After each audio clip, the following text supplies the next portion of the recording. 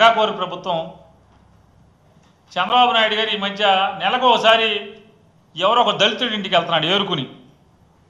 అసలు ఎంత డ్రామా అంటే, నేను వెళ్తా గబాల ముఖ్యమంత్రి గారు కాన్వాయ్ మొత్తం అన్ని కార్లు ఒకసారి ఆగుతాయి.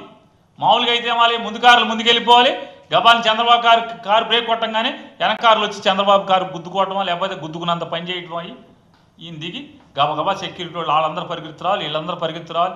ఏమైపోయిందో చంద్రబాబు కారు ఆపాడని చెప్పని పరిగెత్తురాలిగా అంత కాన్వాయ్ అంతా వచ్చి స్లో అంతా ఆగుద్ది. ఈయనొక్కడే కారు దిగుతాడు. సెక్యూరిటీ ఆఫీసర్ కూడా ఎవడో వెళ్ళడం పక్కన. కేవలం ఆ లోకల్ ఎమ్మెల్యే మాత్రం వెనక కారులోంచి పరిగెత్తుకొస్తాడు. ఈయనొక్కడే ఆ ఇంట్లోకి వెళ్తాడు, ఇంట్లో వాళ్ళతో మాట్లాడతాడు. అన్నీ ముచ్చటించి అన్నీ మాట్లాడేసేసి మీకు ఇల్లు శాంక్షన్ చేస్తాను. అసలు ఎలా బతుకుతున్నారు ఇట్లా అని చెప్పని. 14-19 ఇతనే ముఖ్యమంత్రి, అప్పుడు బతకలేదు వీళ్ళు. మరి నువ్వేమయ్యావు అప్పుడు? ఈ రాష్ట్రానికి ఎన్టీ రామారావు గారు నువ్వు వెన్నుపోటు పొడిచి కూలదోసిన కానించి నువ్వు ఎన్నిసార్లు చేసావు? నువ్వే చెప్తున్నావుగా నేనే బాగా ఎక్కువ కాలం బతికిన ముఖ్యమంత్రిని. మరి ఇంకా వాళ్ళ బతుకులు అట్టాగే ఉన్నాయిగా. సిగ్గుపడాల్సిందే పోయి. ఇంకా నేను ఒక ఇల్లు శాంక్షన్ చేస్తాను మీకు అంటాడు. అంటే నెలకు ఒక ఇల్లు శాంక్షన్ చేస్తాడు ఒక దళితుడికి. ఇది ఎంత డ్రామా అంటే, కారులోంచి వెళ్ళేప్పుడే మావాడు గుడ్ మార్నింగ్ అని మావాడు వెళ్ళేవాడు కేతిరెడ్డి. చెప్పుకోపోయి మైక్ ఉండేది, ఇక్కడ మైక్ ఎట్టేసుకుని ఆయన వెళ్ళేవాడు మావాడు కేతిరెడ్డి. ఇదే మైక్ చూడండి, చంద్రబాబు చేతికి మైక్, చక్కాకి మైక్. ఎందుకు కొడతాండి మైకు? సడన్గా దిగి వెళ్ళాడు. ఆయనకి గబాలన ఏదో పేద కుటుంబం కనపడిందన్న డ్రామా సీన్ క్రియేట్ చేయడం కోసం గబాలని కారు ఆపి ఈయనొక్కడే వెళ్ళాడు. ఒక్క సెక్యూరిటీ వాడు దిగడం ఏ కారులోంచి. సరే వెళ్ళాడు, సర్లే చంద్రబాబుని వదిలే గాలికి వదిలేశారు, వెళ్ళాడు. మైక్ ఎందుకు ఉంది? మైక్ ఈయనొక్కడికే కాదు చూడండి, ఒక ఫోటోలో ఆయనతో ఇంకో కుర్రాడికి కూడా ఉంది. ఎక్కడది ముందే, ఎక్కడది మైక్ అక్కడ. ఆయనతో కుర్రాడికి మైక్ ఎందుకు వచ్చింది? కూర్చున్న కుర్రాడికి ఉంది చూడండి, కుర్చీలో కూర్చున్న కుర్రాడికి మైక్ ఉంది. చివరిలో ఆ మైక్ మళ్ళీ తీసి ఇంకో కుర్రాడికి పెట్టారు. ఇక్కడ కూడా చంద్రబాబుకి మైక్ ఉంది.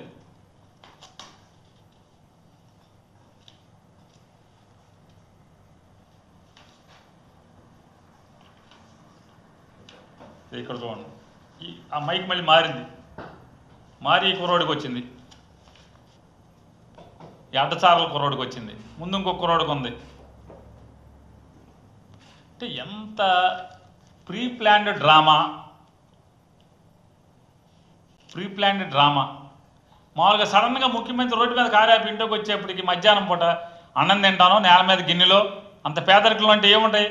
అన్నీ అక్కడ తుడుచుకున్న బట్టలో లేకపోతే తుండో చెప్పులు అక్కడ ఉండాలి కదా. అసలు మామూలుగా ఎంత నీట్గా ఉంటుందో ఇల్లు చూడండి ఒకసారి. ఈ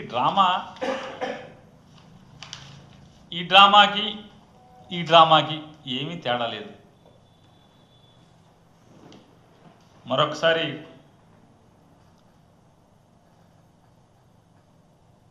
మరీ ప్రత్యేకించి చంద్రబాబు నాయుడు గారికి, లోకేష్ నాయుడు గారికి, ఇద్దరికి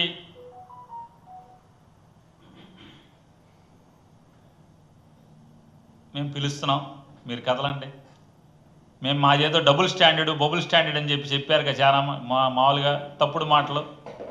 మాతో పాటు సుప్రీంకోర్టులో మీరు కూడా రిట్ ఫైల్ చేయండి.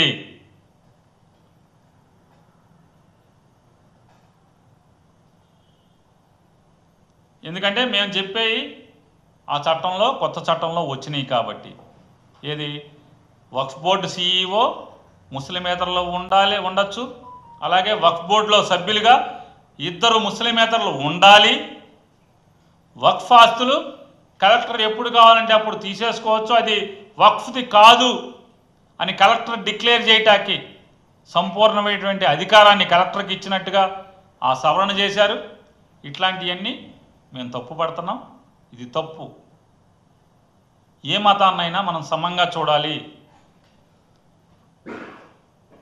అదే మన మతంలో హిందూయేతరులని కమిటీ మెంబర్లుగా, బోర్డు మెంబర్లుగా, పాలక మండలి మెంబర్లుగా ఉండాలి అని చట్ట సవరణ మనం చేయగలమా? కేంద్రం కానీ ఇక్కడ కానీ,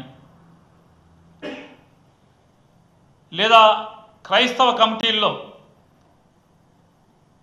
క్రైస్తవేతరులు ఉండొచ్చు అని చట్ట సవరణ చేయటం ధర్మమా? అలాగే ముస్లిం కమిటీల్లో కూడా ఆ వక్ఫ్ కమిటీల్లో ముస్లిమేతరులు ఇద్దరు ఉండాలి అని చేయటం కూడా ధర్మం కాదు. అలాగే ఇట్లాంటి రకరకాల వాళ్ళ మనోభావాలని, అంటే రాజ్యాంగంలో మనం రాసుకున్నటువంటి డాక్టర్ బాబాసాహెబ్ అంబేద్కర్ గారు ఏదైతే ముందు చూపుతో, మరి మీలాంటి ఇట్లాంటి వాళ్ళు వస్తారని తెలవక ఆయన మామూలుగా రాసినట్టు, లేకపోతే వీటికి తాళాలు వేయటానికి కూడా చట్టం వేరేగా పెట్టేవాడేమో.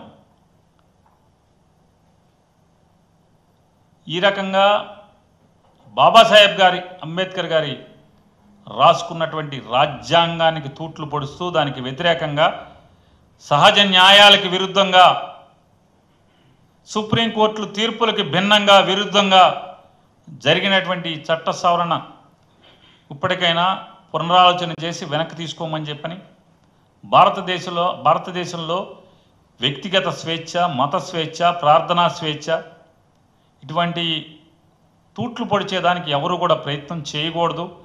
భారతదేశం అలజడులు లేకుండా సుఖశాంతులతో సౌద్భావ వాతావరణంలో దేశం విరాజిల్లాలని చెప్పని మనస్ఫూర్తిగా